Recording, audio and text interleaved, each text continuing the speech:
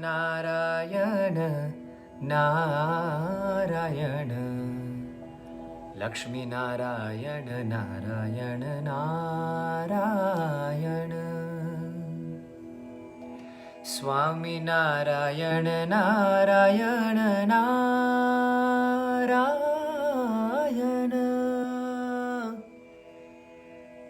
लक्ष्मी नारायण नारायण नारायण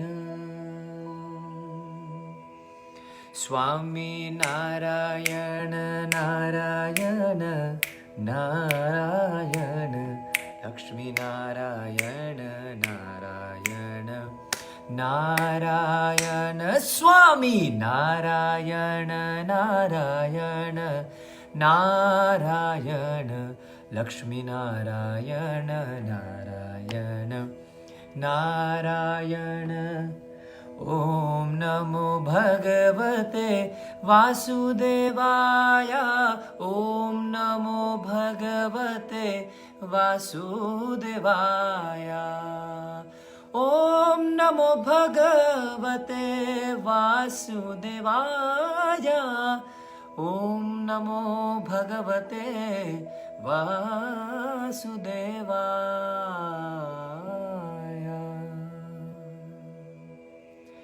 हरे कृष्णा कृष्ण कृष्ण हरे हरे हरे राम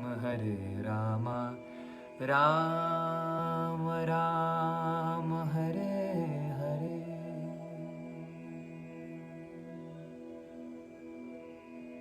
मैं आपका दास गोविंद कृष्ण दास और आप सभी के बीच में मैं बहुत बहुत माफ़ी चाहता हूँ, क्षमा चाहता हूँ कि मैं बहुत लेट हो गया हूँ। I guess I am 1 hour late. Session था 12 o'clock का, लेकिन मैं 1 बजे लाइव आ रहा हूँ। लेकिन मैं आपको बता रहा हूँ आ रहा हूँ, वही बड़ी बात है, क्योंकि आपको पता है 30th of May को मेरा जो नेक्स्ट ट्रैक है सीता मैया का।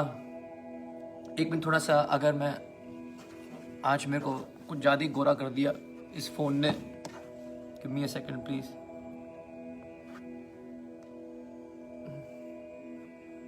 I think it's better now. अब जैसा भी है, प्लीज़ इतने गोरे नहीं होना चाहते हम। क्या आप थोड़ा सा ठीक हो सकते हो? Hare Krishna. Yes, so how are you all doing? कैसे हैं आप?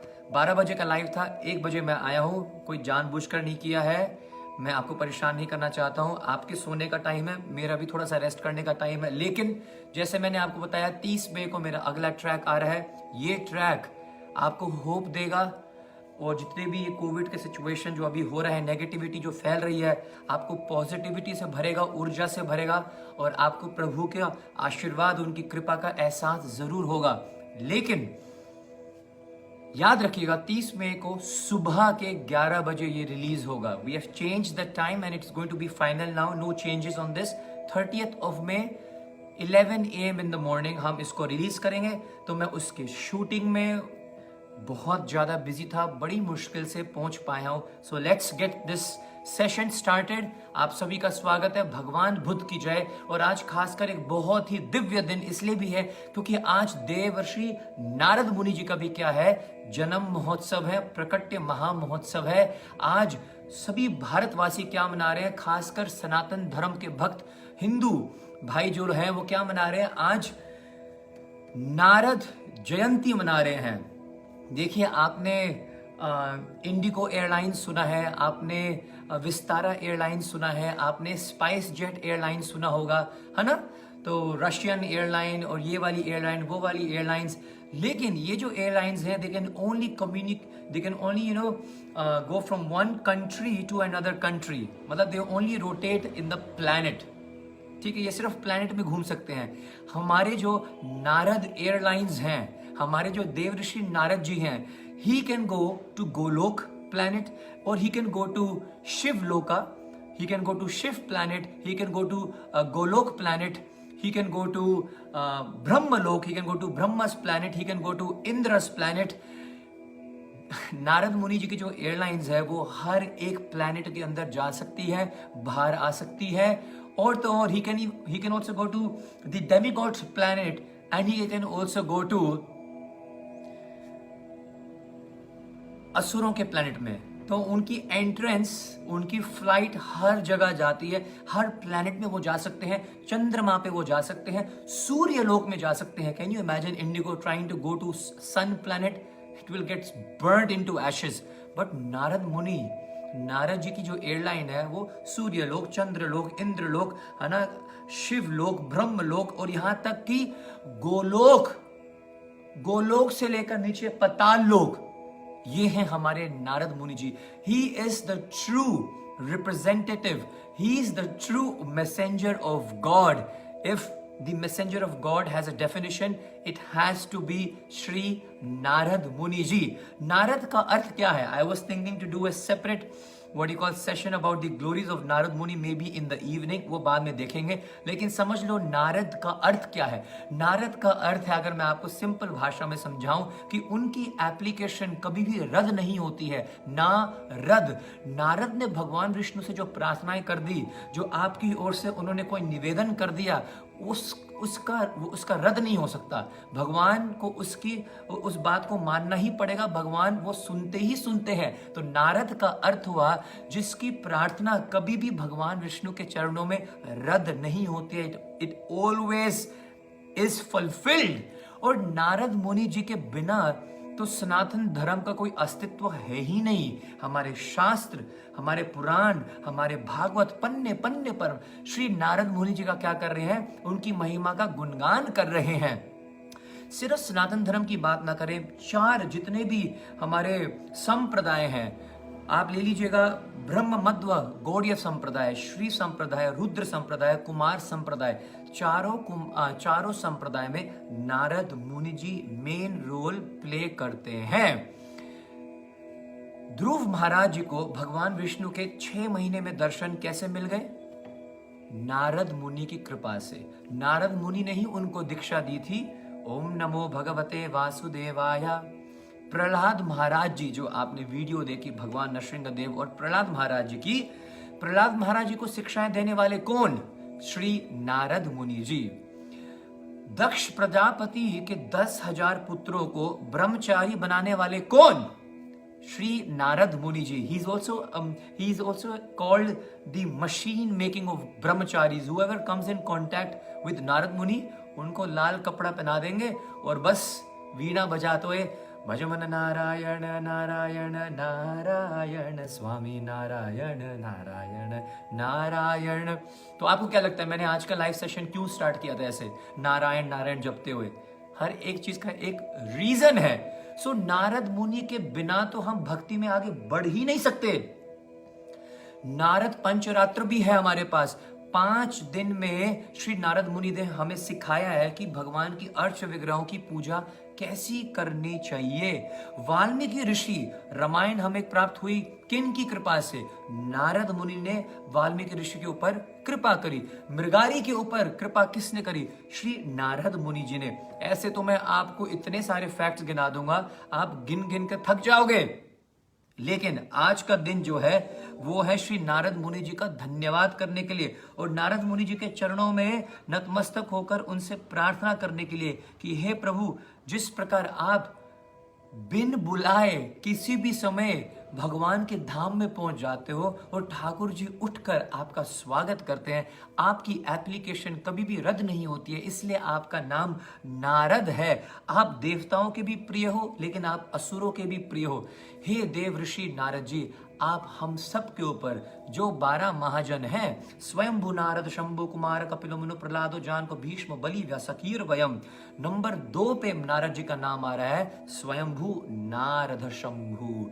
ऐसे देव ऋषि नारद जी के चरण कमलों में कोटि कोटि विनम्र प्रार्थना करते हुए, प्रणाम करते हुए हम सभी उनसे भक्ति की भीख मांगे और नारद जी हमारे ऊपर प्रसन्न हुए। बहुत सारी लीलाएं मेरे को अभी याद आ रही है, बहुत सारी लीलाएं हैं। एक तो लीलाएं रामायण में ही आती है, लेकिन वो बहुत लंबी है, मैं आपको सुना नहीं पाऊंगा, जिसमें नारद जी स्वयं भगवान विष्णु को, है ना, श्राप दे देते हैं जब उनको बंदर का मुंह मिल जाता है। वो अलग लीला, बड़ी प्यारी सी लीला है। एक लीला मेरे पास है नारद जी की वीणा की और हनुमान जी की। If you want to listen to this leelas, someone is commenting Prabhu ji sound is low. अगर ऐसा है तो कुछ करना पड़ेगा, हरे कृष्णा कृष्ण कृष्ण हरे हरे, हरे राम राम राम हरे हरे। हरे कृष्णा कृष्ण कृष्ण हरे हरे, हरे राम राम राम हरे हरे। बहुत ज्यादा आवाज कम आ रही है क्या?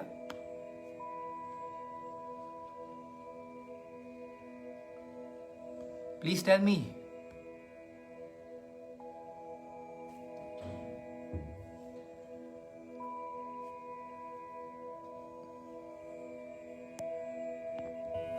आई don't know why people comment sound is low, why, मेरे को तो समझ नहीं आ रहा। मैं बहुत जोर से बोल रहा हूं, ठीक है।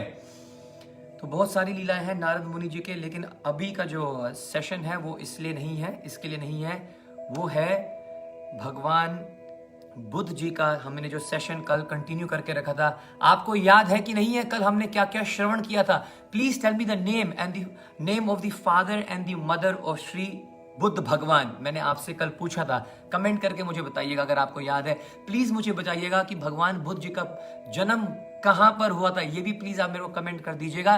What is the name of the wife और लॉर्ड बुद्धा, ये मैंने आपको कल बताया था। और कल सेशन हमने कहां छोड़ा था कि भगवान बुद्ध क्या हो चुके हैं, 16 साल के हो चुके हैं, उनका विवाह हो चुका है और उनके पिताजी ने, राजा सुशोधन जी ने उनके लिए 3 महल बनाए हैं। गर्मी के लिए 1 महल, सर्दियों के लिए 1 महल और बारिशों के लिए 1 महल, ताकि क्या हो, किसी भी प्रकार से मेरा जो बेटा है उसको किसी भी प्रकार के संसार के कष्ट देखने ना पड़े। हमने यहां तक श्रवण किया था। और प्लीज थोड़े से दिल को भी धड़का दो and press that like button और टेल मी समथिंग। अगर आप चाहते हो कि नारद मुनि जी की भी महिमा और थोड़ी सी हम कथाएं या लीलाएं प्यारी प्यारी सी सुनना चाहेंगे, मेरे को कमेंट करके बताओ और लिखो श्री नारद मुनि की जय। सबके कमेंट आने चाहिए, जितने भी 282 डिवोटी सुन रहे हैं, श्री नारद मुनि की जय। फिर उसके बारे में सोचूंगा कैसे क्या करना चाहिए। एक छोटी सी प्यारी सी लीला बता देता हूँ, बहुत छुटकू सी। आपको पता है जब हमारे बजरंग बली श्री हनुमान जी महाराज, हनुमान जी से बड़ा कोई भक्त है? हनुमान जी को जब अनेक अनेक देवी देवताओं ने उनको आशीर्वाद दे दिया था, उनको बहुत सारे आशीर्वाद मिले थे कि यमराज जी ने कहा कभी मृत्यु नहीं होगी, ये तो क्या नाम है, जब चाहेंगे तब भी अपना शरीर छोड़ सकते हैं। और भगवान विष्णु ने वरदान दिए थे, इंद्र ने वरदान दिया था। जब क्या हुआ था, इंद्र ने उनको वज्र से प्रहार किया था थोड़ी पे, चिन्ह पे, इसको हनु कहते हैं संस्कृत में, नाम पड़ गया हनुमान। तो वायु भगवान ने अपनी सारी शक्ति रोक दी थी, फिर सभी देवी देवताओं ने उनको अनेक अनेक आशीर्वाद दिए थे, है ना। सूर्य भगवान ने आशीर्वाद दिया था कि मेरे जैसा तेज तुम्हें मिल जाएगा, मैं तुम्हारा गुरु बनूंगा। इंद्र ने कहा कि तुम्हारा सारा शरीर वज्र जैसे हो जाएगा। सभी देवी देवताओं ने उनको वरदान दिया और भगवान शिव जी ने कहा था कि ये क्या हो जाएंगे, ये तो स्वयं महाकाल होंगे। बहुत सारे आशीर्वाद मिले। तो हनुमान जी को भी छोटे से बालक हैं, अंजनी पुत्र कहलाते हैं, बहुत शक्ति मिल गई थी। अब सारे के सारे ब्राह्मण को, सभी संतों को क्या करते थे, छेड़ते थे। संत जन क्या करते थे, जब गंगा में या मान लो अपना स्नान कर रहे होते थे, जाके किसी की दाढ़ी खींचते थे, किसी का जनेऊ खींच लेते थे, किसी की धोती निकाल देते थे, बहुत परेशान करते थे। एक दिन अंजने माता के आश्रम में देव ऋषि नारद जी आए थे। और आज क्या है, श्री देव ऋषि नारद जी का प्रकट्य महामहोत्सव है। श्री देव ऋषि नारद जी की जय हो। देव ऋषि नारद जी आए थे अपना वीणा बजाते हुए। ही नेवर लीव्स हिज वीणा, है ना, हमेशा। नारद मुनि बजाए रे वीणा, राधिका रमण नाचे रे। जब नारद मुनि जी वीणा बजाते हैं तो राधिका रमण भगवान से रहा नहीं जाता है और वो क्या करते हैं, प्रेम से नाचने लग जाते हैं।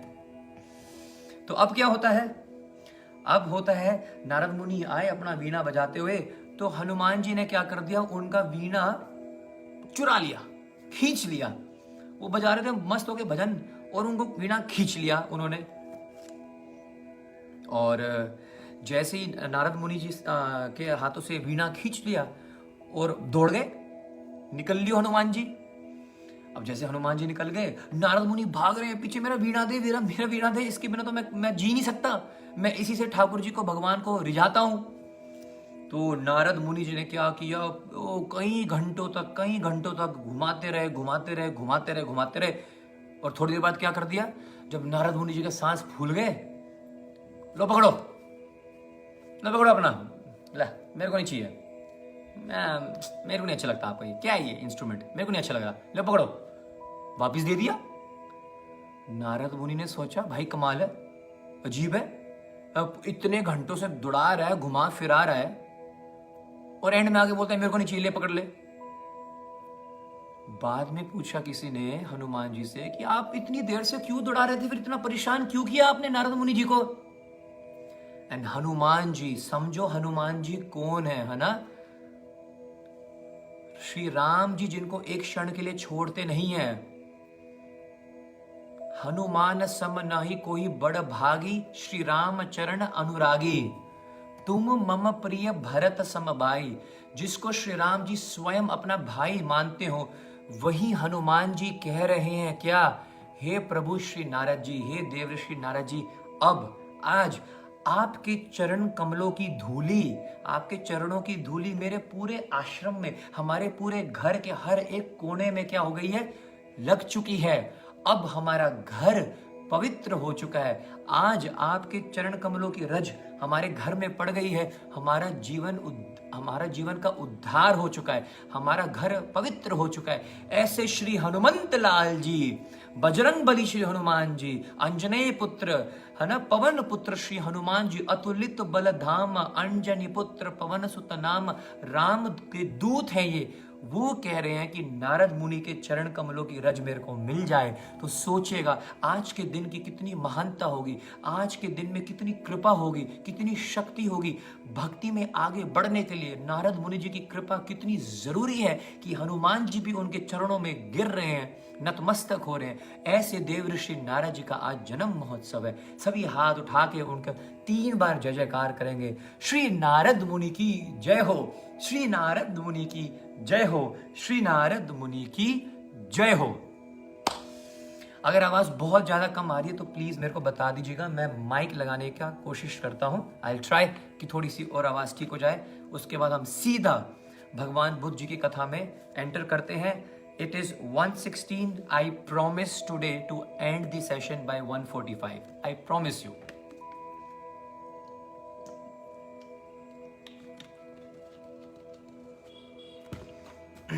तो स्टार्ट करेंगे भगवान बुद्ध जी का प्रणाम मंत्र बोलकर, जैसे हमने कल बोला था। Okay, so please fold your hands and please recite this मंत्र आफ्टर मी।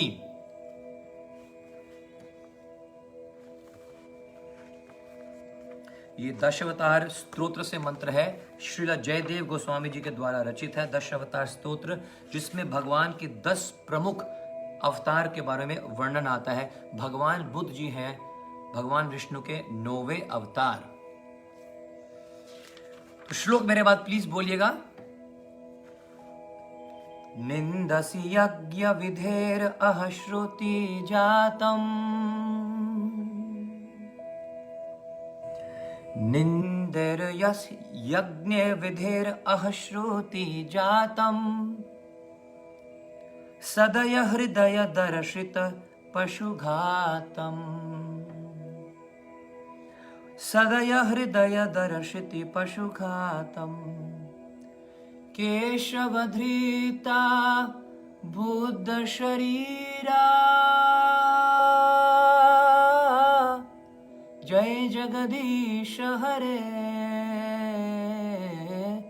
जय जगदीश हरे, जय जगदीश हरे। तो कल आपने श्रवण किया था कि किस प्रकार भगवान बुद्ध जी 16 साल के हो चुके हैं और वो इस गेट से निकलते हैं तो वो एक बीमार व्यक्ति को देखते हैं, वो इस गेट से निकलते हैं वो किसी बूढ़े व्यक्ति को देखते हैं, और आज वो अपने उत्तरी गेट से निकलते हैं, वो देखते हैं कि एक व्यक्ति जो है वो बहुत ही चिल्ला रहा है, बहुत चिल्लाने की आवाज आ रही है, और वो अकेला नहीं है, और वो अकेला नहीं है, उसके साथ 5-5, 6-6 लोग उसको ना उसके इर्द गिर्द खड़े हुए हैं और बहुत जोर जोर से चिल्ला रहे हैं सारे। कोई छाती पीट रहा है, कोई चिल्ला रहा है, कोई रो रहा है। तो सिद्धार्थ पूछते हैं अपने मित्र से, चंद्रदोक से पूछते हैं कि ये क्या हो रहा है मित्र। तो वो कहते हैं ये व्यक्ति मर चुका है, इसकी मृत्यु हो गई। सिद्धार्थ, मृत्यु? क्योंकि आज तक सिद्धार्थ ने कोई कष्ट देखे नहीं थे, कोई दुख तो देखे नहीं थे। उनके पिताजी ने उनको राजमहल में रखा था, सब सुविधाएं उनको सुलभ थी, सिर्फ और सिर्फ उन्होंने क्या देखा था? सुख देखे थे। मृत्यु ये क्या चीज होती है? और ये सब कहां जा रहे हैं? सिद्धार्थ ये इस व्यक्ति को कहां लेके जा रहे हैं? शमशान लेके जा रहे हैं। मर चुका है ये, अब ये कभी बोलेगा नहीं, मर चुका है ये सब इनको शमशान घाट लेके जा रहे हैं, वहां पर इसको जलाया जाएगा, बस खत्म इसकी कहानी। ये जैसी बात सिद्धार्थ ने सुनी तो पहले तो बीमारी को देखकर उनका मन थोड़ा सा, है ना, बहुत ही, he felt very very different because he had never seen such kind of things, suffering। बीमारी को देखा, बुढ़ापे को देखा और आज तो मृत्यु को ही देख लिया। जैसे ही ये देखा तो उन्होंने अपने मित्र से पूछा, हे मित्र, क्या मुझे भी एक दिन, मेरी भी मृत्यु आएगी क्या? क्या मुझे भी मरना पड़ेगा एक दिन? तो उनके मित्र ने कहा, जी बिल्कुल सिद्धार्थ, राजकुमार सिद्धार्थ, आपको भी एक दिन मरना पड़ेगा। जात से ध्रुव मृत्यु स जन्मजा, जिसका जन्म हुआ है उसकी मृत्यु होगी ही होगी, और जिसकी मृत्यु हुई है उसका जन्म होगा ही होगा। ये अतुल्य सत्य है, इसको कोई बदल नहीं सकता, इसमें कोई हेर फेर नहीं हो सकती। अब जैसे ये बात सुनी सिद्धार्थ ने तो उनका हृदय दहल उठा और सारा का सारा संसार उनको ना, it became pointless and meaningless. उसमें कोई अर्थ ही नहीं रहा कि जब मरना ही है तो इतनी भागम दौड़ किस बात का, इतना द्वेष, इतनी ईर्ष्या, इतनी गालियां गलोच किस बात का, एक ना एक दिन तो मर जाएंगे। तो जब ये सुना, अब सिद्धार्थ के हृदय में वैराग्य उत्पन्न होने लग गया। और याद रखिएगा, उस भविष्यवाणी असित ऋषि की, उन्होंने कहा था कि अगर ये राजकुमार बना तो विश्व सम्राट बन जाएगा, है ना, चक्रवर्ती राजा बनेगा। लेकिन अगर ये वैरागी बन गया तो सारा घर बार छोड़कर चले जाएगा और एक बहुत बड़ा संत बनेगा, पूरे विश्व के सारे लोग उनके चरणों में गिरेंगे। राजा नहीं चाहता था कि मेरा बेटा वैरागी बने, तो इसलिए उन्होंने उसको ऐश्वर्य से भरकर रखा हुआ था। लेकिन अब सिद्धार्थ के हृदय में वैराग्य उत्पन्न होना शुरू हो गया। अगले दिन की बात है, सिद्धार्थ फिर से निकलते हैं अपने महल के अंदर घूमने के लिए, और आज महल के अंदर एक ब्रह्मचारी आए हुए थे। क्या करने के लिए? राजा से मिलने के लिए। जैसे ही ब्रह्मचारी को देखा तो ब्रह्मचारी के चेहरे का तेज देखकर सिद्धार्थ हक्का बक्का हो गया। ब्रह्मचारी को लाल कपड़े में देखकर तेजस्वी उनका चेहरा था, उनका शरीर बड़ा तेजस्वी लग रहा था। उन्होंने अपने मित्र से पूछा, मित्र ये कौन है? तो मित्र ने कहा, चंद्रलोक ने कहा कि हे सिद्धार्थ, ये ब्रह्मचारी है। ब्रह्मचारी तो मैंने कभी सुना नहीं, ब्रह्मचारी का अर्थ क्या है?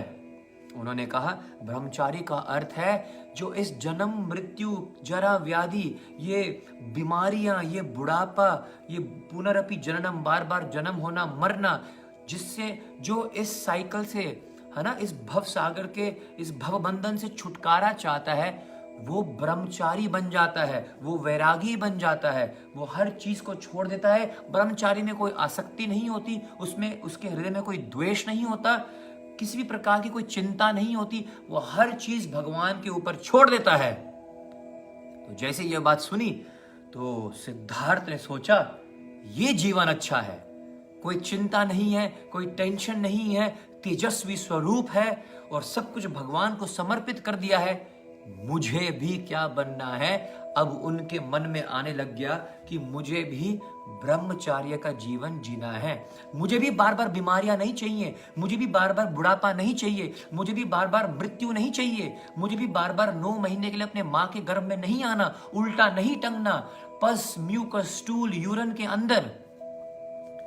मैंने कहा था, ये जो भगवान बुद्ध जी का जो जीवन है और उनकी शिक्षाएं, they our life changing lessons. क्या आपके मन में कभी ऐसे ऐसे ऐसे विचार आते हैं कि मेरे को बार बार बुढ़ापा नहीं चाहिए, बुढ़ापा तो आएगा आएगा, लेकिन क्या कोई ऐसा उपाय है कि बुढ़ापा हमेशा के लिए रुक जाए? बीमारियां नहीं चाहिए, आज बुखार होता है, कल दोपहर को पेट दर्द हो जाता है, उसके बाद परसों ये बीमारी वो बीमारी, इतनी सारी बीमारियां। हमेशा के लिए मेरे को शांति का जीवन, आनंद का जीवन चाहिए, ऐसा कोई जीवन है कि नहीं? तो ऐसे विचार भगवान नहीं बने अभी, सिद्धार्थ के मन में आने लग गए। और अब वो क्या करते हैं, उनका राजपाट में, उनका राजमहल में रुचि खत्म होने लग जाती है। अपने आप को बस एक ही कमरे में रखते हैं और हमेशा कमरे के अंदर ही रहते हैं, कुछ करने का उनका मन नहीं करता, बड़े उदासीन रहने लग गए। और जब वो 29 साल के हो गए, कितने साल के? 29 साल के। जब सिद्धार्थ 29 साल के हो गए तो उन्होंने सोच लिया और ठान लिया कि मुझे आत्म साक्षात्कार ग्रहण करना है। मुझे अब क्या करना है, ये जानना है कि ये मृत्यु, ये बुढ़ापा है ना, ये जन्म बार बार होना, ये दुख जो आ रहे हैं हमेशा के लिए कैसे नष्ट हो सकते हैं, हमेशा कैसे खत्म हो सकते हैं, इसको कहते हैं आत्म साक्षात्कार। तो उन्होंने क्या किया, 29 साल की उम्र में, याद रखना आप, रात को ही उठ गए और अपने राजमहल से बाहर जाने लग गए। मतलब राजमहल को छोड़ दिया। 29 साल के हैं, एक बार पलट के उनके मन में आया कि मैं जाकर अपने 7 साल के पुत्र को देख लूं। उनका मोह, उनका प्रेम अपने 7 साल के बच्चे में था। एक बार मैं जाकर अपने पुत्र को देख लेता हूं, उसको एक बार चूम लेता हूं। वापस आए, रात का समय था, लेकिन जैसे ही कमरे तक पहुंचे तो अचानक हृदय से आवाज आई कि अगर तू अभी मोह में पड़ गया तो तू वापस कभी नहीं जा पाएगा। बाहर दरवाजे से ही अपनी पत्नी को देखकर, अपने पुत्र को देखकर वापस चले जाते हैं। आत्म साक्षात्कार के लिए सुशोधन जी का, अपने पिताजी का राज्य को छोड़कर सिद्धार्थ निकल पड़े आत्म साक्षात्कार के लिए। सबसे पहले कहां जाते हैं? वो जाते हैं विशाली नगरी में, और विशाली नगरी में जाकर दीक्षा भी लेते हैं। कैन यू इमेजिन, जितने सारे लोग जो पूछते हैं कि भगवान को जानने के लिए, प्राप्त करने के लिए क्या दीक्षा लेना जरूरी है, क्या गुरु को धारण करना जरूरी है? मैं तो ऐसे ही भजन कर लेती हूं। यहां पर स्वयं भगवान बुद्ध जी, द इनलाइटेंड वन, उन्होंने भी गुरु धारण किया है। जब मैंने ये पढ़ा है वो शॉक्ड, मेरे को कभी नहीं लगता था कि भगवान बुद्ध के भी कोई गुरु होंगे। क्या कोई बता सकता है मेरे को कि भगवान बुद्ध जी के गुरु का नाम क्या है? बताइए, है कोई ऐसा जो बता सकता है कि भगवान बुद्ध जी के गुरु का नाम? गूगल मत करना, शायद गूगल भी ना बता पाए। Let's see if you can tell me. Waiting for your answers.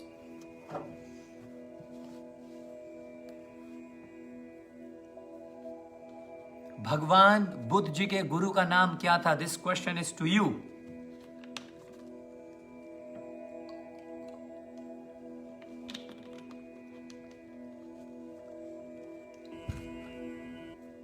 हरे कृष्णा कृष्णा कृष्णा हरे हरे, हरे राम राम राम हरे हरे, हरे कृष्ण कृष्ण कृष्ण हरे हरे, हरे राम राम राम हरे हरे।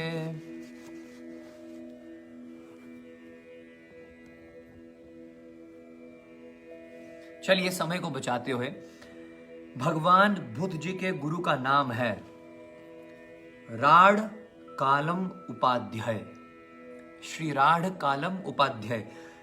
तो वैशाली में जाकर दीक्षा लेते हैं, राढ़ कालम उपाध्याय से दीक्षा ली और फिर वहां पर योग ध्यान में बैठ गए। आपने देखा है भगवान बुद्ध जी की जो मुद्रिका होती है वो हमेशा ऐसे ऐसे बैठे होते हैं भगवान बुद्ध। तो अब क्या करते हैं, ध्यान में बैठ गए, लेकिन वहां पर ध्यान में बैठने पर भी उनको संतुष्टि नहीं हो, कोई आत्म साक्षात्कार हो नहीं रहा था उनको। उसके बाद वो कहां चले जाते हैं, वहां से निकल जाते हैं वैशाली से और कहां जाते हैं, उरुरुविला गांव के पास निरंजना नदी के किनारे। अब वो क्या करते हैं, 6 वर्ष तक, ध्यान से सुनिएगा, 6 वर्ष तक सिद्धार्थ कड़ी तपस्या करते हैं। 6 वर्ष हैं ये, 6 years। अभी पांडव निर्जला एकादशी आने वाली है जिसमें आपको पानी भी नहीं पीना होता, अन्न तो बहुत दूर की बात है। 6 साल तक सिद्धार्थ ने ना तो कुछ खाया और ना तो कुछ पिया, 6 साल तक। अब 6 साल की ये कड़ी तपस्या करने के बाद तब भी जब आत्म साक्षात्कार नहीं हो रहा था उनको, फिर उनके मन में 6 साल की बात, तब तपस्या करने के बाद उनके मन में आया, केवल तपस्या करने से भगवान मिलने वाले नहीं है। ये उनका निष्कर्ष था। बहुत सारे लोग मैंने देखे हैं और बहुत सारे घरों में जाता हूं तो वो पता क्या कहते हैं मेरे को, हमारे बाबा जी तो पिछले 6 महीने से कुछ खाया नहीं है, हमारे बाबा जी, हमारे गुरुजी तो बहुत शक्तिशाली हैं, उन्होंने अपने आप को वो बद्रीनाथ केदारनाथ की गुफाओं में एक वो 6 महीने अपने आप को बंद करके रखते हैं, 6 महीने ही बाहर आते हैं दर्शन देने के लिए, बाकी 6 महीने वो अपने आप को बंद करके रखते हैं। लेकिन भगवान बुद्ध का उदाहरण आ रहा है, वो कह रहे हैं सिर्फ तपस्या करने से, सिर्फ व्रत रखने से, सिर्फ ध्यान लगाने से भगवान की प्राप्ति होने वाली नहीं है, आत्म साक्षात्कार होने वाला नहीं है। मैं 6 वर्ष से यहां पर बैठा हूं और कोई आत्म साक्षात्कार नहीं हो रहा है। फिर क्या होता है, बहुत ही सुंदर मेरे पिताजी ने वर्णन किया अपने प्रवचन में, बहुत सुंदर उदाहरण वो दे रहे थे किस बात का, कि भगवान श्री कृष्ण ने भी गीता में कहा है क्या, युक्तहार विहारस्य, हर चीज मीडियम लेवल में होनी चाहिए, हर चीज मीडियम लेवल में। भगवान बुद्ध ने सोचा ज्यादा तपस्या करने से भी भगवान नहीं मिलते हैं और ज्यादा भोग करने से। एक ऐसी फिलॉसफी भी है, द ओशो फिलॉसफी, जो वो कहती है कि भाई पहले सारा का सारा मजे ले ले तू, लाइफ के मजे ले ले तू। You wanna have sex, have sex. You wanna drink alcohol, drink alcohol. You wanna do gambling, तू जुआ खेलना चाहता है, खेल ले, हर चीज कर ले, कर ले। और जब तू, तेरी तृप्ति हो जाएगी ना, जब तेरी बस हो जाएगी, तब जाके फिर तू क्या करना, स्पिरिचुअलिटी को अपनाना, क्योंकि अब तेरे क्या सारे के सारे वो जो इमोशंस हैं वो खत्म हो जाएंगे। You will not want to do anything else. लेकिन this is also a wrong philosophy according to our acharyas. Why? Because भगवान बुद्ध ही बता रहे हैं ज्यादा भोग वाला व्यक्ति भी आत्म साक्षात्कार नहीं प्राप्त कर सकता। दूसरा, यदि कोई ज्यादा तपस्वी बन जाता है वो भी आत्म साक्षात्कार को प्राप्त नहीं कर सकता। श्रील प्रभुपाद जी बहुत सुंदर उदाहरण देते थे, अगर आप अग्नि में घी डालोगे तो क्या अग्नि शांत होएगी या भड़केगी? जो लोग ये सोचते हैं कि पहले सब कुछ करके देख लेते हैं, ये सिर्फ वही लोग हैं जो अग्नि में घी डालने वाला काम कर रहे हैं। अग्नि उससे संतुष्ट शांत नहीं होगी, उससे भड़केगी। You will only desire to have more more more and more. This does not, ये it does not finish, there is no end to it. एक 70 साल का, एक 75 साल का व्यक्ति में इतनी काम की वासना है। आजकल आप पढ़ते नहीं हो क्या न्यूज़पेपर में, एक 80 साल के व्यक्ति ने पुनः शादी कर ली, फिर से शादी कर ली, और एक 60 साल का व्यक्ति एक 15 साल के लड़की से शादी कर रहा है। काम की वासना भरी हुई है। एक बहुत बड़ी अच्छी स्टोरी है चाणक्य पंडित जी की, वो शायद अलग, लेकिन आपके इस फैक्ट को बड़ी क्लियर करती, बता देता हूँ जल्दी से, ठीक है। बस ये प्रॉब्लम है इसलिए मैं लेट हो जाता हूँ आगे बढ़ने से। एक बार अकबर ने बिरबल से पूछा, अकबर ने बिरबल से, चाणक्य पंडित जी नहीं, अकबर ने बिरबल से पूछा, क्या ये हमारी जो गलत आदतें हैं वो खत्म हो जाती हैं? मान लो मैं अभी जवान हूं तो मेरे अंदर इच्छाएं होंगी भोग करने की, है ना, भोग विलास करने की, लेकिन जब मैं बूढ़ा हो जाऊंगा तब तो कोई दिक्कत नहीं होगी ना, तब तो कोई प्रॉब्लम नहीं होगी, एनर्जी तो होगी नहीं, तो फिर कोई ऐसे गलत विचार आएंगे नहीं। बिरबल ने कहा, महाराज गलत इच्छाएं कभी भी नष्ट नहीं होती है मृत्यु के समय तक। बोला कोई प्रूफ है, प्रूफ करके दिखा सकते हो? उन्होंने हाँ बिल्कुल, क्या कोई दिक्कत नहीं है महाराज, आप मेरे साथ चलो। कहाँ? जहाँ पर ना आप मेरे साथ चलो, हॉस्पिटल चलिएगा, वहाँ पर एक आपका बहुत ही क्या नाम है, आपके ही राज्य का एक बहुत ही विश्वसनीय आपका सैनिक है जिसने पूरा जीवन आपके लिए युद्ध किए हैं, वो अब वृद्ध हो चुका है और अपने प्राण त्यागने वाला है। आपको बस इतना ही करना है, आप चलिए मेरे साथ, उसको देखने चलेंगे। लेकिन मेरी एक छोटी सी शर्त है, मेरी शर्त ये है कि आप अपनी बेटी को भी साथ लेके चलना, आपकी जवान बेटी है उनको साथ लेके चलना, बस इतना करना, बाकी आपको उत्तर मिल जाएगा। अब जहांपनाह चलते हैं और अपनी बेटी को साथ लेके चलते हैं और उसको मिलने के लिए जाते हैं। ये व्यक्ति 75 साल का है, मरने को हो रहा है, बोला जा नहीं रहा है इससे, इसके शरीर के अंग हिल नहीं रहे हैं। और जहांपनाह अंदर आए, महाराज 75 साल का व्यक्ति हॉस्पिटल के बेड पे लेटा हुआ है, राजा उसके सामने है, लेकिन उसकी बेटी उसके पीछे खड़ी थी। ये वृद्ध व्यक्ति, काम की वासना सोचो कभी भी नष्ट नहीं होती है। बात तो कर रहा है राजा से, लेकिन आंखें कहां पर है? उनकी बेटी पर। और राजा भी समझ गया, ये चपड़गंजू ये बात मुझसे कर रहा है, लेकिन देख मेरी बेटी को रहा है। राजा चले गए वहां से और बिरबल ने पूछा, हाँ जी राजा जहांपनाह, क्या आपको उत्तर मिला या मुझे आपको उत्तर बताने की जरूरत है? जहांपनाह ने कहा, अकबर ने कहा, मैं सब समझ गया। वो बात तो मुझसे कर रहा था, लेकिन आंखें मेरी बेटी की ओर थी। एक 75 साल का, एक 80 साल का व्यक्ति भी, उसमें भी काम की वासना नष्ट नहीं हो रही है, खत्म नहीं हो रही है। तो काम, वो कहते हैं ना, मैं अक्सर कहता हूं, या तो आपकी आंख में राम हो सकते हैं, या तो आपकी आंख में काम हो सकता है।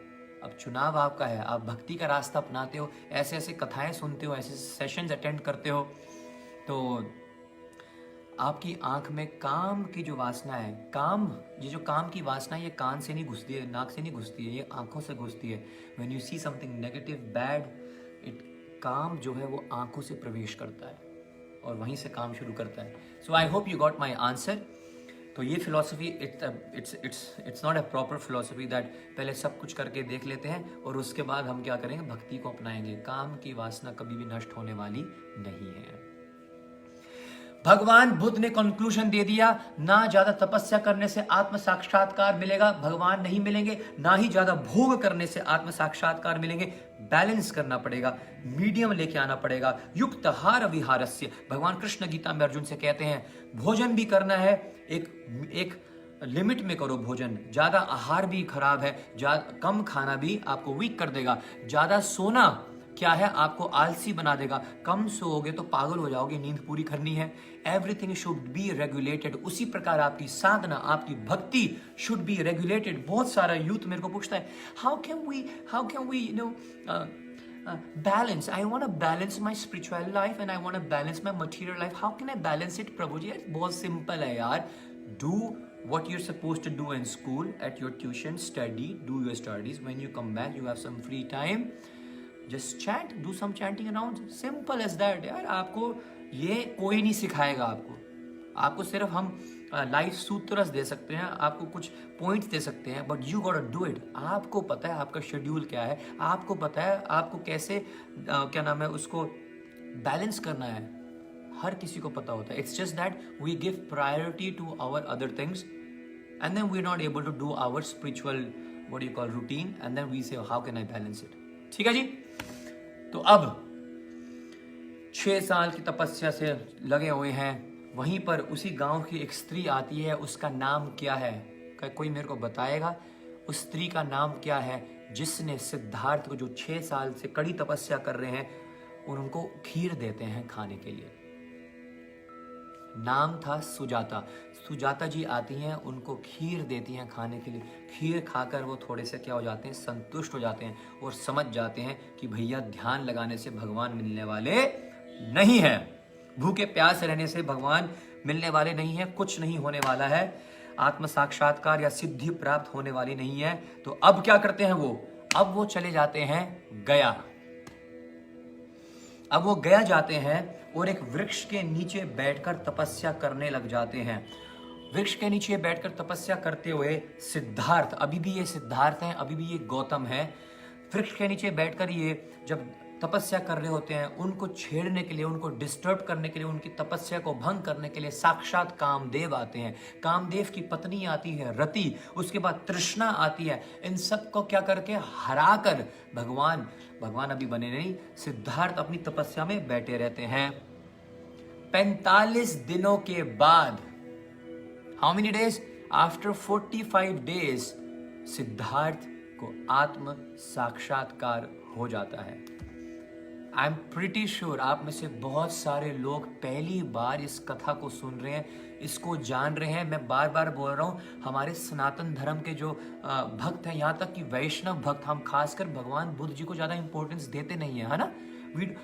हमें लगता है कि Buddhism is like a separate religion and वो उन लोगों के लिए है। भगवान बुद्ध हमारे भी हैं भाई, he is lord Vishnu, is lord Krishna's 9th incarnation. We should know about him. क्या जीवन है और क्या शिक्षाएं अभी देंगे भगवान बुद्ध। अगर आपको आनंद आ रहा है और यदि आप ये पहली बार इस कथा को सुन रहे हैं, प्लीज मुझे कमेंट करके बताइएगा जरूर, है ना। तो 45 दिन बाद सिद्धार्थ को आत्म साक्षात्कार हो जाता है, आत्मबोध प्राप्त हो जाता है और वह सिद्धार्थ से बन जाते हैं बुद्ध, द इनलाइटेंड वन। अब उनने सारी सिद्धियां प्राप्त कर ली, आत्म साक्षात्कार प्राप्त कर चुके हैं, वो भगवान के दर्शन हृदय में वो कर चुके हैं, आत्म साक्षात्कार जिसको बोलते हैं। और नाम सिद्धार्थ से पड़ जाता है बुद्ध। बोलो भगवान बुद्ध की जय। अब क्या होता है?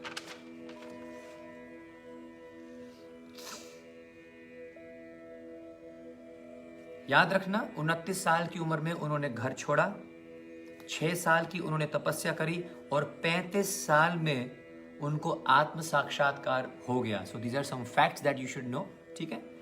35 साल की उम्र में अब उनको आत्म साक्षात्कार हो गया है, वो भगवान बुद्ध बन चुके हैं।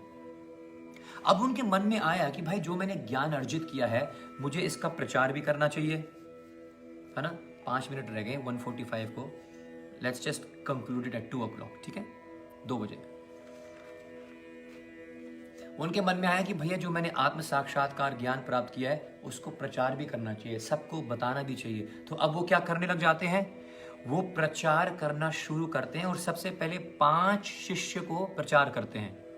5 शिष्य को प्रचार किया और 5 शिष्य को प्रचार करके उन्हीं 5 को लेकर पूरे भारत में वो विचरण करने लग जाते हैं, प्रचार करवाने के लिए, आत्म साक्षात्कार का ज्ञान देने के लिए। फिर वहां से चलकर वो जाते हैं मगध देश। मगध देश के राजा जो है विमसर के पास आए और राजा ने उनका स्वागत किया और उनके बौद्ध धर्म को भी अपना लिया, ठीक है। जब ये सब कुछ हो रहा था, महाराजा सुशोधन जो हमारे सिद्धार्थ गौतम और अब भगवान बुद्ध जी के पिताजी हैं, उनको पता लग गया कि मेरा बेटा कहाँ है। वो आजकल मेरा बेटा है मगध देश में। अब वो तो रातों रात निकल गए थे, है ना, राजमहल से। तो उन्होंने क्या किया, 5 सैनिक भेजे, जाकर मेरे बेटे को लेके आओ, मेरे पुत्र को लेके आओ वहां से। 5 सैनिक आते हैं, ठीक है जी, और मगध देश में आते हैं, राजा के महल में आते हैं और वहां पर वो किसको देखते हैं? सिद्धार्थ को। लेकिन जैसे सिद्धार्थ उनसे बात करते हैं, उनसे बातचीत होती है, ये 5 के 5 जितने भी सेनापति थे या जितने भी सैनिक थे महाराजा सुशोधन के, वो बन गए हो भगवान बुद्ध के चेले। वो भगवान बुद्ध के चेले बन जाते हैं।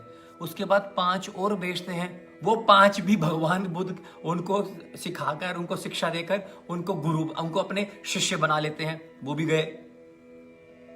ऐसे 9 बार हुआ। कितनी बार? 9 बार, 9 टाइम्स। महाराज सुशोधन कोई ना कोई किसी ना किसी सैनिक को भेजते रहते थे, भगवान बुद्ध को वो मनाने के लिए आते थे। और भगवान बुद्ध धैर्य की मूर्ति, पवित्रता की मूर्ति, है ना, अहिंस परो धर्मा की मूर्ति, उनको ज्ञान देते थे। और ऐसा ज्ञान देते ही हिप्नोटाइज देम, फिर वो चेले बन जाते थे, वापिस ही नहीं जाते थे। ऐसे 9 बार हुआ। 10वीं बार क्या नाम है, महाराज सुशोधन ने यह विचार किया कि इस बार मैं क्या करता हूँ, उसके भाई को भेजता हूँ। मतलब गौतमी का जो पुत्र है, भगवान बुद्ध जी किनके पुत्र हैं? माया देवी के। और माया देवी राजा की 2 पत्नियां थी, माया देवी और गौतमी। गौतमी का जो पुत्र है, ठीक है, वो हमारे बुद्ध जी का, सिद्धार्थ का भाई लगता है, कजन ब्रदर, मतलब मासी का बेटा। तो उन्होंने सोचा कि इसको भेजता हूँ, अपने भाई को देखकर ये थोड़ा सा पिघल जाएगा। तो अब उनको भेजा गया। तो भाई जैसे ही आता है राज्यसभा में और अपने भाई को देखता है, और भाई क्या करता है, बात करता है, और किसी ना किसी तरह करके भगवान बुद्ध को मना लिया। भगवान बुद्ध को मनाना आसान नहीं है। भगवान बुद्ध को मना लेते हैं, और अब भगवान बुद्ध स्वीकार कर लेते हैं कि चलो मैं चलता हूँ, घर चलते हैं पिताजी से मिलने के लिए। जैसे ही वो आए वापस घर, तो पिताजी ने बहुत ही बड़ी दावत रखी हुई थी, बहुत बड़ा एक प्रसादम का फीस्ट रखा हुआ था कि मेरा बेटा आया है। जैसे ही भगवान बुद्ध प्रवेश करते हैं राजमहल में, पूरी राज्यसभा खचाखच भरी हुई है। ये वैरागी की तरह, वैराग्य मूर्ति एकदम, है ना। भगवान बुद्ध जी केवल एक कपड़े में लिपटे हुए हैं, है ना, दैट्स इट, और कुछ नहीं है उनके पास। वो आते हैं और जैसे देखते हैं इतना सारा ऐश्वर्य, इतना सारा भोजन, ये सारा भोजन तो कितने गरीबों को भी बांटा जा सकता है, ये सब उनके मन में विचार आ रहे हैं। वो एक भी दाने को टच नहीं करते हैं, गलियों में निकल जाते हैं भीख मांगने के लिए। राजा को बड़ा अजीब लगता है, हम तो क्षत्रिय हैं, हमें थोड़ी ना भीख मांगनी चाहिए। अपने बेटा को बोलते हैं, पुत्र को बोलते हैं, तुम तो क्षत्रिय हो, तुम क्यों भीख मांग रहे हो, ये हमें शोभा नहीं देता। भगवान बुद्ध जी के भगवान बुद्ध के जो उत्तर सुनिएगा, वो क्या बोलते हैं। वो कहते हैं, मैं क्षत्रिय नहीं हूं, मैं तो भिक्षुक हूं, और भिक्षुक का कार्य होता है भीख मांगकर क्या करना, भोजन करना। ये राजकुमार थे, लेकिन अब भीख मांगकर भोजन खा रहे हैं। अच्छा, भीख मांगकर क्यों खाना है? उससे क्या हो जाएगा? उससे ये हो जाएगा पिताजी कि मेरे अंदर जो अहंकार है ना, कि मैं राजकुमार हूं, मैं ये हूं, मैं वो हूं, मैं तो अपने शहर का सेठ हूं, मैं तो फलाना टिमकाना हूं, इतने सारे जो भी अहंकार है वो नष्ट हो जाता है। तो किसी भी तरह करके राजा अपने पुत्र को मना नहीं पाए, और सुशोधन महाराज जी समझ गए ये समझने वाला नहीं है। तो उन्हीं दिनों में एक व्यक्ति था जिसका नाम था अंगुलीमाल। ये अंगुलीमाल नाम का एक जो व्यक्ति था, बहुत तेजस्वी, बहुत इंटेलिजेंट स्टूडेंट था, विद्यार्थी था, जो बाकी सारे स्टूडेंट्स का क्या करता था, मजाक उड़ाता था, और अपनी इंटेलिजेंस के ऊपर उसको बहुत अहंकार था, बड़ा गर्व था। होते हैं ना कुछ क्लास में कुछ ऐसे स्टूडेंट्स होते हैं, या अगर आपको कोई कुछ टैलेंट में आप अच्छे हो, so then you become proud, और आपको लगता है कि सिर्फ मैं ही कर सकती हूँ, मैं ही कर सकता हूँ, राइट। तो ये अंगुली जो माल नाम का जो विद्यार्थी है, सबका मजाक उड़ाता था। और अब गुरुजी से उसने सारी शिक्षा ग्रहण कर ली। गुरुजी ने बोला, अपने गुरुजी को बोलता है कि गुरुजी, आपको गुरु दक्षिणा में क्या चाहिए, जो आप मांगोगे मैं दे दूंगा आपको। गुरुजी समझ गए कि इसको बड़ा अहंकार है, तो उन्होंने कहा कि मुझे 100 उंगलियां लेकर आओ, 100 उंगलियां। हालांकि गुरुजी को ऐसा नहीं मांगना चाहिए, लेकिन ये लीला के लिए है। 100 उंगलियां मांगी गुरुजी ने, 100 उंगलियां लेके आओ। अब ये अंगुलीमाल, इसका नाम क्यों पड़ा, अंगुलीमाल से क्यों पड़ा, उसने ठान लिया कि मैं 100 उंगलियां लेकर ही आऊंगा अपने गुरु के लिए। जंगल में निकल गया, वहां पर कोई भी लोग आते थे उनकी उंगलियां काट लेता था और उंगलियां इकट्ठी कर रहा था। 100 उंगलियां मेरे को देनी है अपने गुरु को। एक दिन की बात है, उसी जंगल से भगवान बुद्ध विचरण कर रहे थे। अंगुलीमाल की नजर उनके ऊपर पड़ी, दौड़ पड़ा उनको मारने के लिए, उनकी उंगलियां काटने के लिए। बड़ी देर से भाग रहा था और भगवान बुद्ध हिले भी नहीं, वहीं खड़े रहे। जैसे ही भागता, ऐसा लगता उसको कि भगवान जो बुद्ध है, ये जो व्यक्ति है, ये तो 50 किलोमीटर और दूर है। फिर भागा 2-3 घंटे 4 घंटे भागता रहा। फिर वो वहीं पर खड़े हुए हैं, मतलब वो पकड़ में ही नहीं आ रहे हैं। थक गया, हाँफते आकर उनके चरणों में गिरता है, बोलता है, मैं इतनी देर से पकड़ने की कोशिश कर रहा हूं, आप पकड़ में ही नहीं आ रहे, तुम इतनी तेज कैसे भाग सकते हो। भगवान बुद्ध कहते हैं, मैं तो अपने स्थान से हिला भी नहीं हूं, मैं तो वहीं पर खड़ा हूं। ही इज द लॉर्ड। भगवान विष्णु के 9वें अवतार हैं। तो ये अंगुलीमाल समझ गया कि ये कोई साधारण व्यक्ति नहीं है, और यह भी समझ गया अंगुलीमाल कि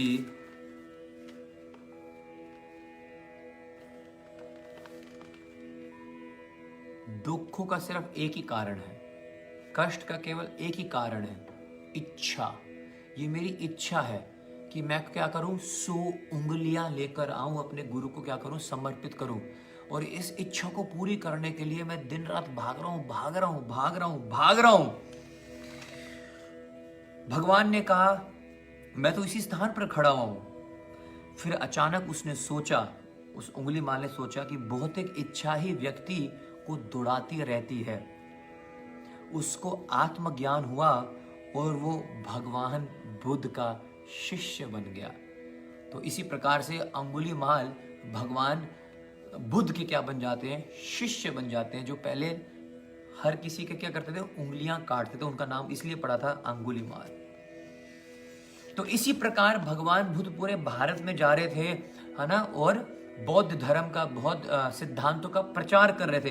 प्रचार करते करते करते उन्होंने चक्रवर्ती सम्राट अशोक को भी क्या कर दिया, अपना शिष्य बना लिया। चक्रवर्ती सम्राट अशोक पूरे भारत के सम्राट रह चुके हैं, राइट। आपने पढ़ा भी होगा ओडिशा में जो युद्ध हुआ था, है ना, जिसको कहते हैं हम कलिंगा। कलिंगा का जो युद्ध हुआ था, हुआ ये था कि जो अशोक जो राजा थे, पूरे भारत के ऊपर, हर प्रांत के ऊपर विजय प्राप्त कर रहे थे। ओडिशा के राजा से उन्होंने कर मांगा, उन्होंने मना कर दिया। कर देने से एक भयंकर युद्ध हुआ, कलिंगा युद्ध उसको कहते हैं। और उस युद्ध में क्या हुआ था, 1 लाख सैनिक मारे गए, 1 लाख सैनिक। The Kalinga river, it is said, was filled with blood stains. तो 1 लाख सैनिक मारे गए। तो अशोक, किंग अशोका को बड़ा वो हुआ, आत्मग्लानि हुई कि मेरे कारण 1 लाख लोग मर गए।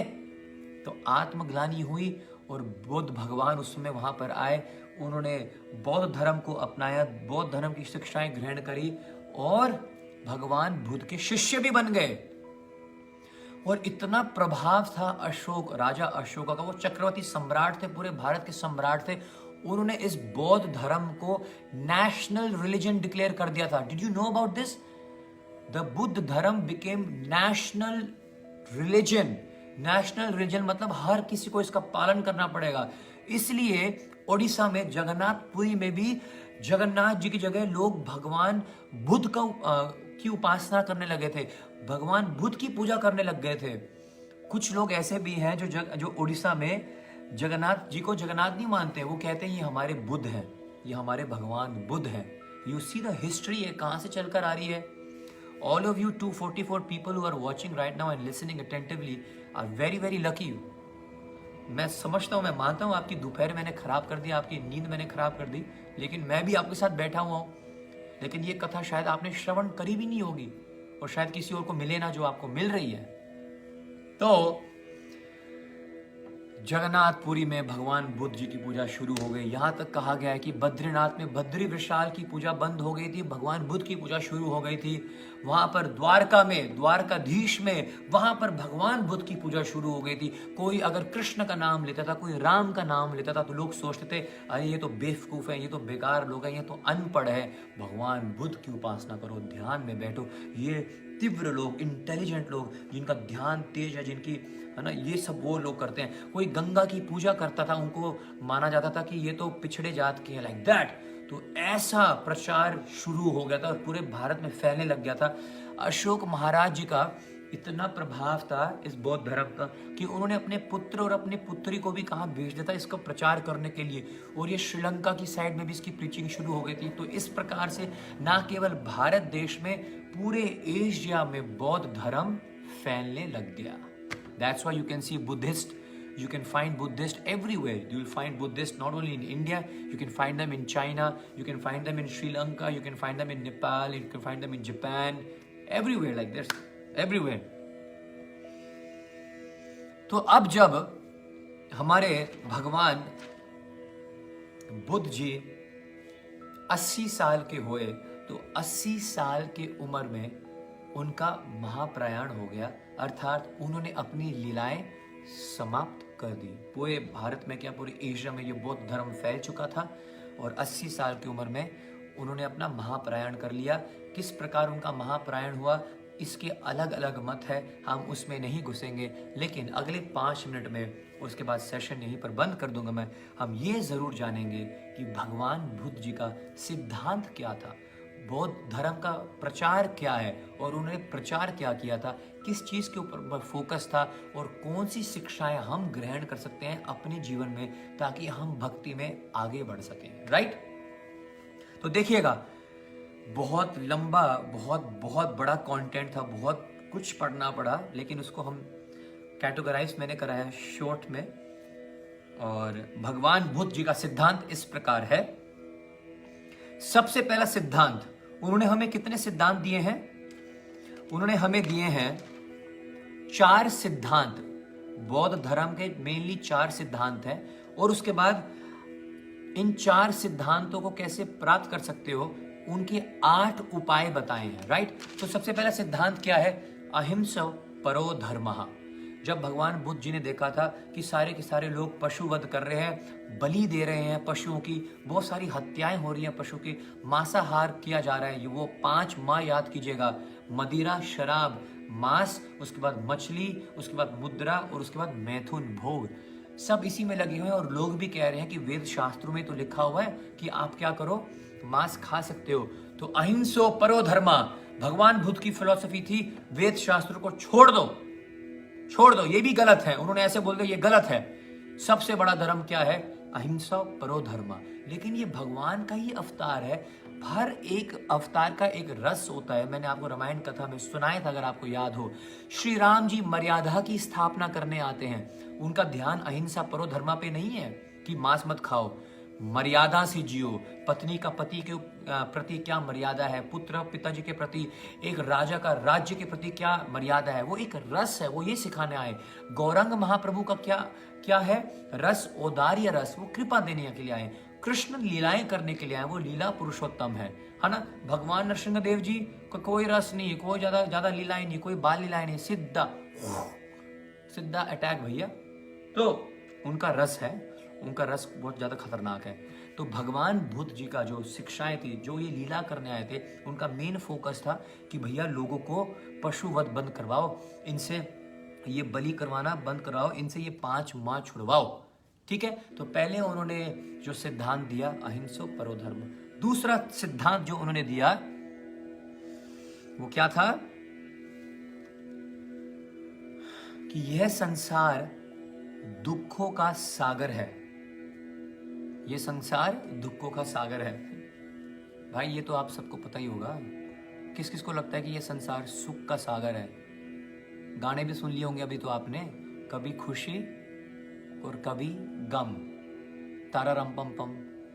वैसे ये गाने को थोड़ा बहुत चेंज कर देना चाहिए, कभी कभी खुशी और हर समय गम, तारा रम पम पम। खुशियाँ कम आती हैं, गम ज़्यादा होते हैं। सुबह से लेकर रात तक इतनी कोशिश करते हैं, इतना स्टूडेंट्स सुबह से लेकर रात तक, अगर यू आर सीरियस स्टूडेंट, अपना सर फोड़ रहे हैं, मार्क्स आ जाएं, ग्रेड मिल जाए, एंट्रेंस हो जाए, right. So much Endeavour, so much प्रयास। तो सुबह से लेकर रात तक इतना परिश्रम, और अचानक एक न्यूज़ आ जाएगी, भाई नॉट सिलेक्टेड, भाई योर रैंक, तेरा रैंक कम रह गया। कोई भी किसी भी फील्ड में बीमारी आ गई, दुख आ गया, किसी ने कुछ कह दिया, गाली दे दी, किसी ने कुछ नेगेटिव कमेंट कर दिया, दुख आ गया। आदि दैविक, आदि भौतिक, आदि आध्यात्मिक, मतलब शरीर के द्वारा दिए गए कष्ट, बीमारियां आपको दुख देती है। मन के द्वारा दिए गए कष्ट, अरे यार आज लोग कम क्यों आ रहे हैं, अरे यार मतलब मेरी वीडियो पे व्यूज क्यों नहीं आ रहे हैं, अरे यार मेरे को किसी ने कुछ बोला क्यों नहीं, मेरे को किसी ने पूह को पलट के देखा क्यों नहीं। दुख, मन के द्वारा दुख या किसी और के द्वारा दुख, किसी ने चलते चलते दे दिया, गाली दे दी, वो अपने फील्ड में उसने गाली दे दी, आप दुखी हो गए, है ना। और उसके बाद प्रकृति के द्वारा दिए गए दुख, आदि दैविक दुख, जिसमें हम इस समय सब जूझ रहे हैं। प्रकृति हमें कष्ट दुख क्यों दे रही है? तो क्योंकि हमारे जो कर्म जो है, हमारे जो कार्य हैं वो ऐसे ही हैं प्रकृति, कभी कभी ज़्यादा बारिश हो जाती है, कभी कभी बाढ़ आ जाती है, साइक्लोन आ रहे हैं, कभी फ्लड्स आ जाते हैं, कभी ज़्यादा गर्मी, कभी ज़्यादा सर्दी। ये सब प्रकृति के द्वारा दिए गए क्या हैं? कष्ट हैं, दुख है। तो दुखाल्यम अशाश्वतम, इस संसार में भगवान बुद्ध कह रहे हैं, ये उनका दूसरा सिद्धांत है, ये संसार दुखों का सागर है। लेकिन हम भूल जाते हैं। सेशन सुन रहे हैं, लगता है बात तो सही कही, सेशन खत्म हो गया, भूल गए। और यही भगवान कृष्ण ने गीता में भी कहा है कि दुखाल्यम अशाश्वतम, हे अर्जुन ये दुखों का घर है, यहाँ पर सुख की खोज में सूख जाएगा तू, सुख नहीं मिलेगा। और सुख अगर आएगा भी बहुत थोड़ी देर के लिए आएगा, सुख बहुत कम होगा, दुख ज्यादा होगा। सिद्धांत नंबर 1। सिद्धांत नंबर 2, दुख समन्वय। और इनको बौद्ध धर्म के ये 4 आर्य सत्य भी कहते हैं। सबसे पहला सत्य, ये संसार दुखों का सागर है। दूसरा है दुख समन्वय, एक दुख के बाद दूसरा दुख आएगा, एक खत्म होगा तो दूसरा खड़ा होगा, वेट कर रहा होगा कि कब मैं इसको हग कर लूं। समझ गए? और यहां पर भी हमारे शास्त्रों ने कहा है जन्म मृत्यु जरा व्याधि दुख ना अनुदर्शनम, एक दुख के बाद फिर दुख, बहुत दुख आते रहते हैं। पुनरपि जननम पुनरपि मरणम पुनरपि जटनी जठे शयनम, है ना। ए संचारे बहु दुष्वारे कृपा पारे पाहे मुरारे भज गोविंदम गोविंदम भज मूढ़मते। ये कहते हैं आदि शंकराचार्य जी कि भाई दिमाग ठीक कर ले, ये दुख बार बार आते रहेंगे। तीसरा सिद्धांत, दुख निरोध। हर व्यक्ति को सबसे पहले ये जानना चाहिए कि दुख का क्या कारण है। समय हो चुका है, तो दुखों का कारण क्या है? उत्तर आया तृष्णा। व्यक्ति कृष्णा नहीं बोल पाता, तृष्णा के पीछे भागता रहता है। तृष्णा मीन्स वो जो है नहीं। जैसे आप एक रेगिस्तान में जा रहे हो और वहां पर यू सी आपको दिखता तो है कि क्या नाम है, पानी पड़ा हुआ है, लेकिन जैसे आप जाओ दौड़ते हुए उसको पीने के लिए कुछ नहीं है वहां पर, उसको कहते हैं मृग तृष्णा, राइट। तो कृष्ण नहीं बोल पाते व्यक्ति, तृष्णाओं के पीछे भागता रहता है। तो तृष्णा ही हमारे दुखों का कारण है। तृष्णा यानी इच्छा द्वेष समुत्थेन द्वंद्व मोहेन भारत।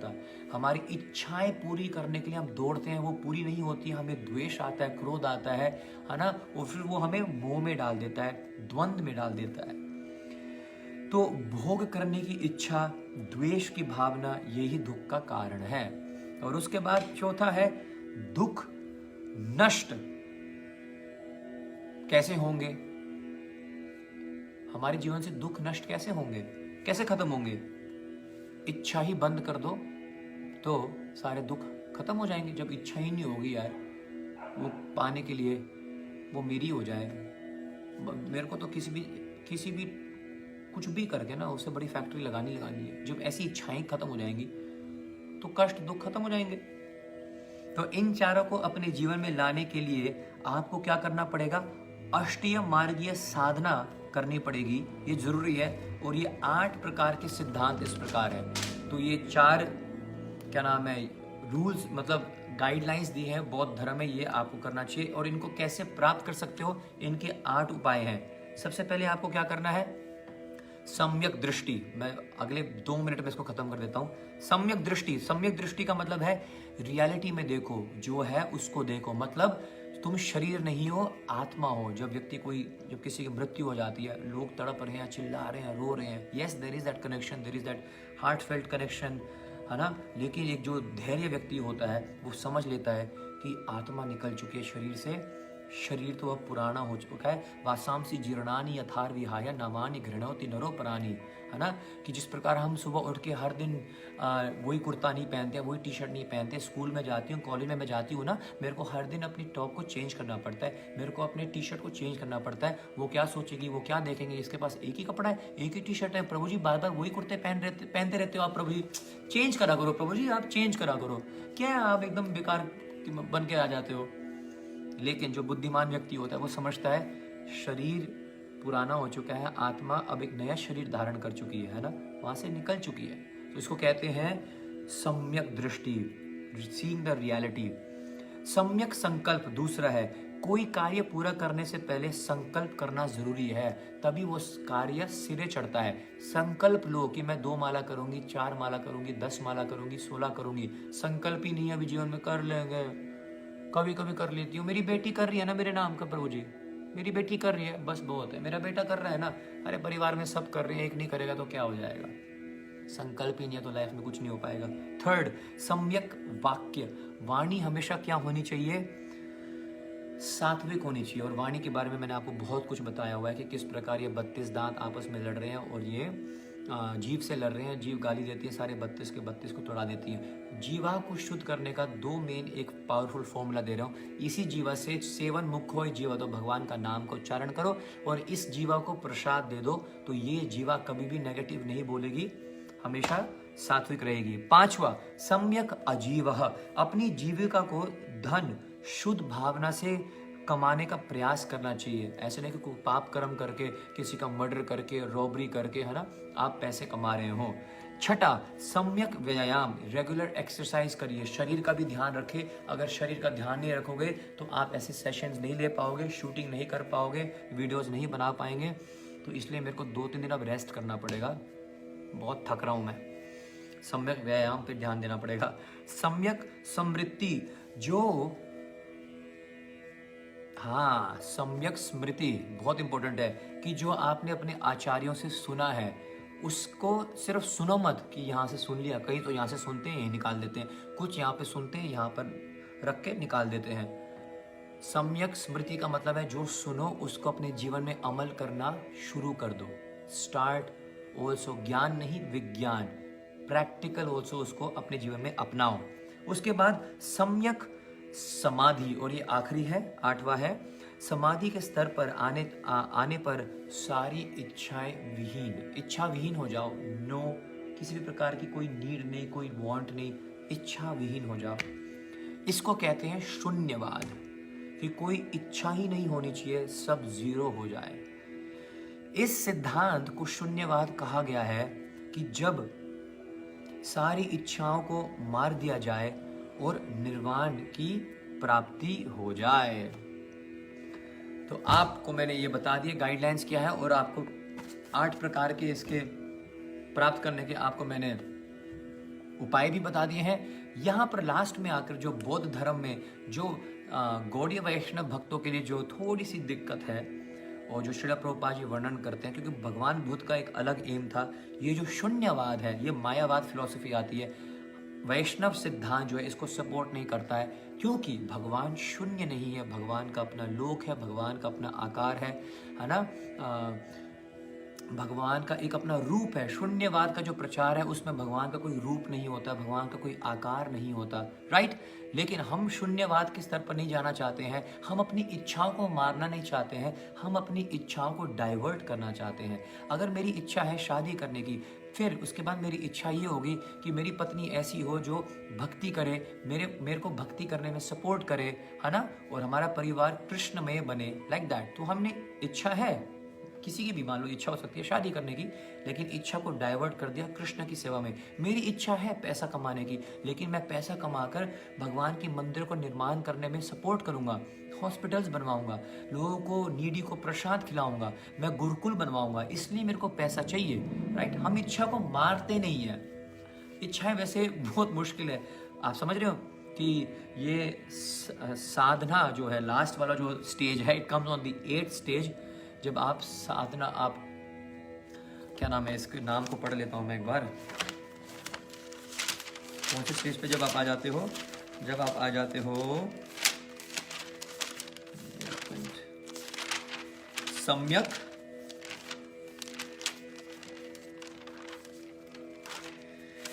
हरि बोल, हरि हरि हरि बोल, मुकुंद माधव गोविंद बोल। सम्यक समाधि, तो समाधि का स्टेज इतना आसान नहीं है कि हर चीज़, सारी इच्छाएं मार दो, शून्य कर दो, कोई कुछ चीज़ आपको, you don't need anything. It's not easy guys, it's not easy, बहुत ज़्यादा मुश्किल है। तो हमारी जो फिलॉसफी है रूपा गोस्वामी जी की, हम रूपानुगज हैं, वी से युक्त वैराग्य। आपको वैराग्य भी लेना है लेकिन युक्त रहना है। मैं कुर्ता पहन रहा हूँ, ऑफ कोर्स मैं वैरागी नहीं हूँ। I wear nice bundis, I wear nice jackets, ठीक है जी, विग पहनने लग गया हूँ आजकल, तो पता नहीं क्या कर दूँ मेरे को ही समझ नहीं आता मैं क्या कर दूँ अब तो। लेकिन हर चीज़ से युक्त हूँ मैं, लेकिन ये मैं अपने लिए नहीं कर रहा हूँ। सेंटर इस कृष्णा के, किसी प्रकार से कृष्ण की महिमा का गुणगान का प्रचार फैले, तो दैट इज आवर सिद्धांत, ठीक है। और लक्ष्मी सहस्त्र सततम भ्रम सेव्यमानं गोविंदमादिपुरुषं तमहं भजामि गोलोकनाम निजनामि तले तस्य। उनका धाम है, उनका आकार है, श्याम सुंदर त्रिभंग रूपधारी है वो। हम उनकी सेवाएं करना चाहते हैं, उनकी मंजरियां बनना चाहते हैं, हम उनकी सखियां बनना चाहते हैं, हम उनका सखा बनना चाहते हैं। कोई उनकी माता बनना चाहते होंगे, कोई उनका पिता बनना चाहते होंगे ठाकुर जी का, कोई उनका भाई बनना चाहता है, लाइक दैट। तो ये हमारी फिलॉसफी है। तो इसी प्रकार से मैं यहाँ पर 2 बज गए हैं, 2:08 हो गए हैं। 2 बजे के लिए मैंने आपको समय दे दिया था, और वैसे भी 2 से लेकर 4 बजे के आपका सोने का समय होता होगा। सो आई होप मैंने आपकी नींद ज़्यादा डिस्टर्ब नहीं करी है, लेकिन जो आपको ज्ञान, जो आपको कथा जो आपको प्राप्त हुई है पिछले 2 दिन से, this session life and teachings of Lord Buddha, ये ज़रूर याद करना कि किस प्रकार से सिद्धार्थ ने बीमारियां देखी, बुढ़ापा देखा, मृत्यु देखी, जीवन में उसके ग्लानि हो गई, है ना, सब कुछ इनकम्प्लीट सा महसूस हो रहा है। क्या हमको भी ऐसे महसूस होता है? जबकि ये हमारी ही स्टोरीज है, ये हमारी ही लीलाएं हैं। क्या हमें ऐसा महसूस होता है कि मेरे को फिर से जन्म, मृत्यु, जरा व्याधि नहीं देखना है, भक्ति में सीरियस होना है? श्रील प्रभुपाद जी कहते थे, you just give one this life to me. अपना सिर्फ एक ये जीवन आप मेरे को दे दो। कई बार Srila Prabhupada, the founder of ISKCON, used to say, you just give me one life and I will give you an eternal life in the lotus feet of Krishna.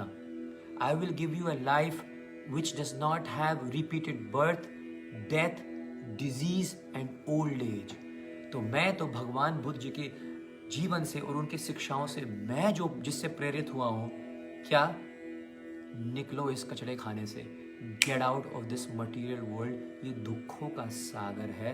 भक्ति करो, ठाकुर जी के चरणों में समर्पित हो जाओ, खूब भजन करो, गुरु को अपनाओ, सेवा करो, साधना करो, और यहाँ से निकलो जल्दी से जल्दी। आपका अपना गोविंद कृष्णदास।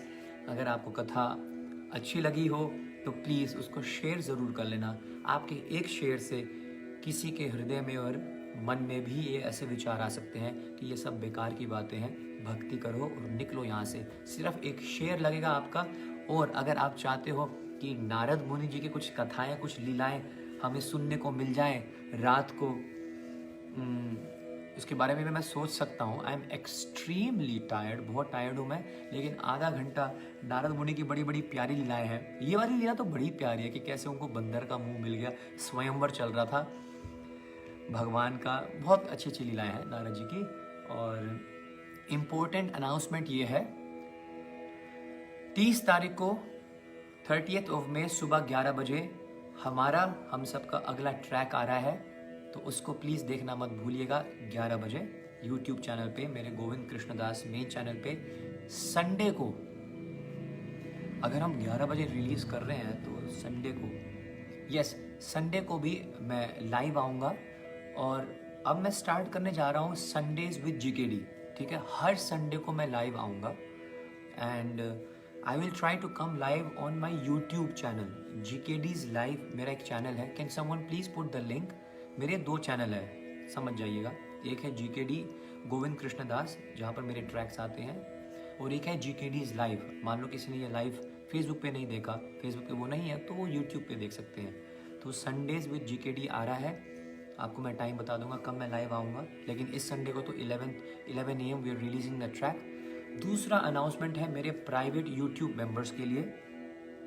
सो on my private YouTube members, हम जल्दी से एक गूगल मीट करने जा रहे हैं एंड आपको भी उसका शेड्यूल मिल जाएगा, लेकिन बहुत जल्दी, कल परसों में हम ऐसे कोशिश कर रहे हैं। For all my private YouTube members, all my private YouTube members, या जो मेरे प्राइवेट यूट्यूब फैमिली के मेंबर्स नहीं हैं, if you want to join in, so you can please click the link. अगर यहाँ पर लिंक डाल दिया जाए तो ये मेरे कुछ प्राइवेट फैमिली मेंबर्स हैं। वी टॉक 1-on-1, बातें करते हैं। मैं कुछ आपके लिए कुछ सरप्राइज़ लेके आ रहा हूँ for my private YouTube family. कुछ मैजिशियन के साथ we gonna show you some magic, तो वो करते हैं। That's it. फिलहाल I go and take some rest, really really tired, लेकिन रेस्ट करने नहीं देंगे, मेरे को पता है फ़ोन आ जाएगा अभी मेरे टीम का जो शूट कर रहे हैं, उन्होंने बहुत कुछ चीज़ें बोली है, अभी चेंज करनी है ट्रैक में, बहुत ट्रैक में भी चेंजेस हैं, शूट में चेंजेस है, एडिटिंग करनी है, डबिंग अभी फिर से होनी है, बहुत कुछ है यार। आपका अपना गोविंद कृष्णदास।